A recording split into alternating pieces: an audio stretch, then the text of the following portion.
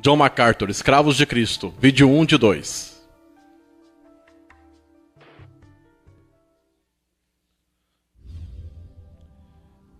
Eu serei honesto. E você?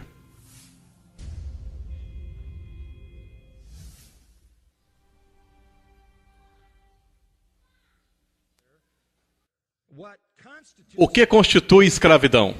Você foi comprado por um preço. Você foi comprado por um preço. Não há expressões mais definidas em termos do que significa ser um escravo. Significa ser possuído. Significa ser possuído. Você se lembra dessas palavras? Mateus 25, 21. Muito bem, bom e fiel. Isso é o que você tem lido toda a sua vida. Essa não é a palavra para servo. Essa não é nenhuma das 6 palavras para servo. Isso é doulos. Muito bem, escravo bom e fiel. Quando você dá a alguém o evangelho,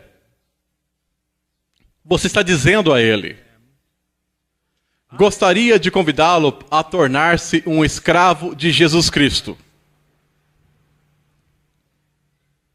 Eu gostaria de convidá-lo a desistir de sua independência,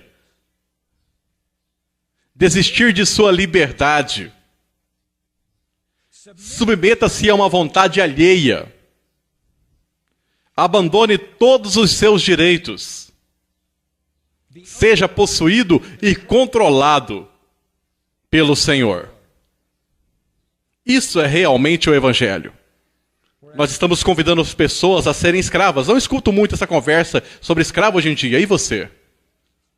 Um tipo de serviço que não é uma questão de escolha para aquele que o realiza. Um tipo de serviço o qual tem que fazer gostando ou não. Descreve uma submissão total a uma vontade alheia. A vontade do dono. E em total e completa dependência daquele dono. É isso o que a palavra significa. É a palavra para escravo. Se você acha que essa é uma palavra difícil para nós engolirmos, imagine o quão difícil era para aqueles que viviam no meio da escravidão engolir isso. Como Jesus e os apóstolos do Novo Testamento podiam conversar com pessoas vivendo no meio de uma sociedade dominada por escravos. 10 a 12 milhões de escravos, justo naquele tempo, sobre o fato de ser cristão era ser um escravo de Jesus Cristo.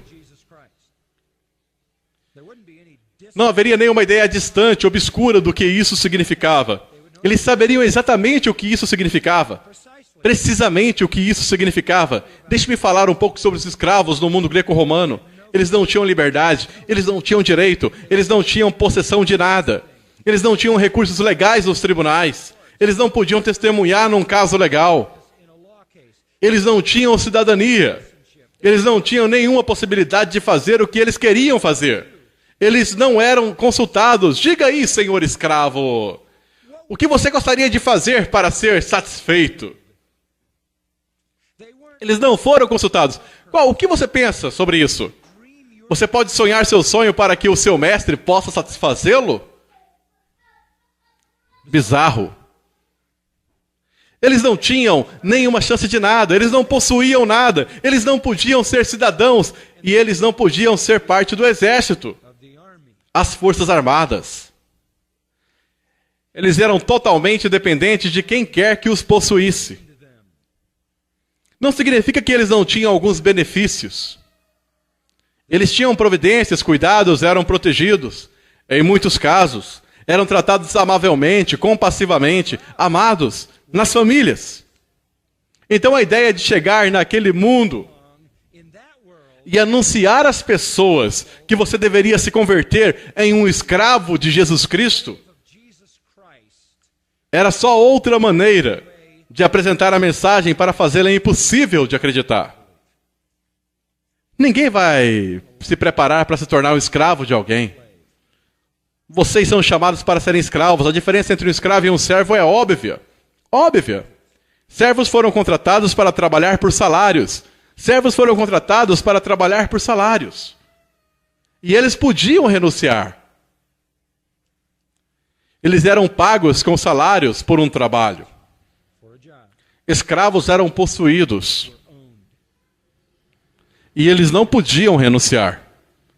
Se eles fugiam, eles eram encontrados, presos, castigados. E há todo tipo de escrito antigo sobre os castigos de escravos. E pior, algumas vezes, muitas vezes, crucificados publicamente, como uma demonstração ao resto dos escravos do que poderia acontecer se eles escapassem, fugissem. Voltando a Gálatas, capítulo 1, verso 10, Paulo diz de novo, no final do versículo, ele diz: se eu estivesse tentando agradar a homens, não seria um escravo de Cristo. Ele entendeu o que significa. Eu só faço o que agrada ao meu mestre. Este é o foco singular de ser um escravo. Você não tem que agradar a muitas pessoas. Você só agrada a uma. Esta metáfora é crucial para entender nosso relacionamento com o Senhor. Se nós estamos falando sobre um relacionamento pessoal com Cristo e com Deus, então o nosso relacionamento pessoal é: somos escravos. Essa é a melhor maneira para definir aquele relacionamento. E Paulo aqui nos diz que significa que somente agradamos a Ele. Ele diz aos Coríntios: eu tenho como minha ambição estar agradando a Ele. Resume-se a isso: fazer o que Ele diz, fazer o que lhe agrada. É simples assim.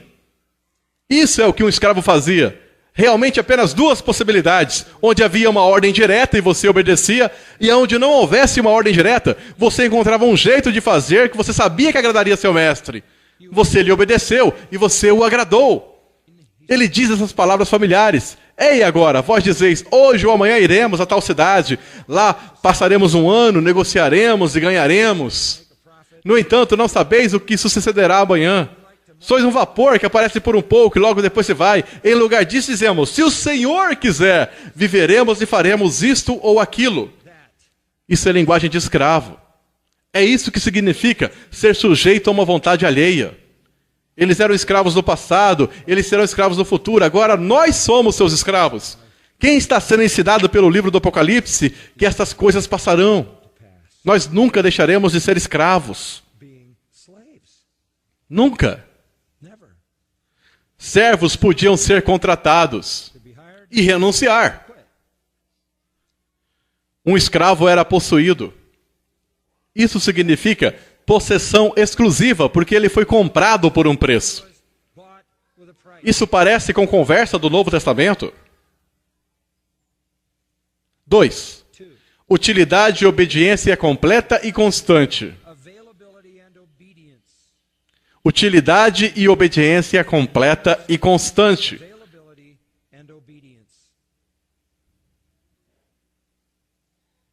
3. Sujeito a uma vontade alheia.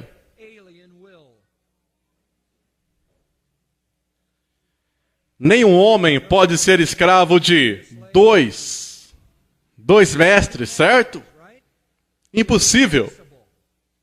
Você podia ter 2 patrões. Você podia ter um trabalho diurno e um trabalho noturno. Mas você não poderia ter 2 mestres que tenham controle total sobre você. Porque os 2, e todos sabiam disso, este é o porquê dessa declaração. Nenhum homem pode ser escravo de 2 mestres. E então, possessão exclusiva por um mestre. Completa, utilidade e obediência constante para aquele único mestre. E simples, no sentido que é singular. Vamos chamá-lo devoção singular àquele único mestre. Essa é a conversa do Novo Testamento também, não é? Ame ao Senhor teu Deus com o quê? Com todo o teu coração, alma, mente e força. Não tenha outros deuses. Faça tudo o que você fizer para agradá-lo, para honrar a Cristo. 4. Um escravo tinha dependência completa do seu mestre para tudo. Para tudo. Absolutamente tudo.